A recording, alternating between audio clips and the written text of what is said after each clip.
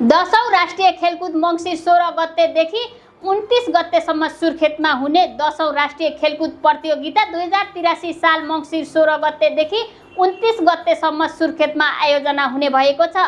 राष्ट्रिय खेलकुद परिषद राखेपको 125औं बोर्ड बैठकले बिहिबार 10औं राष्ट्रिय खेलकुद प्रतियोगिता सुर्खेतमा आयोजना गर्ने निर्णय गरेको छ।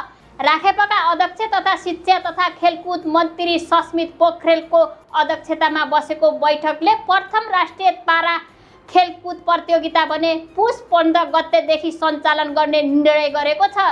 साथै बैठकले 20औं एसियाली खेलकुदमा सहभागी हुने नेपाली खेलाडी तथा अफिसियलको नामावली समेत अनुमोदन गरेको छ। बैठकलाई सम्बोधन गर्दै मन्त्री पोखरेलले 10औं राष्ट्रिय खेलकुदलाई भव्य र सफल बनाउन सबै पक्ष एकबद्धता भएर तयारीमा जुट्न आग्रह गर्नुभएको छ भने बैठकमा शिक्षा तथा खेलकुद मन्त्रालयका सचिव चूडामणि पौडेल, राखेपका उपाध्यक्ष विशाल श्रेष्ठ, प्रदेश खेलकुद परिषदका सदस्य सचिव तथा परिषद बोर्ड सदस्यहरूको उपस्थिति रहेको थियो। बैठकमा राखेपका सदस्य सचिव रामचरित मेहताले विभिन्न विषयवस्तु प्रस्तुत गर्नुभएको थियो।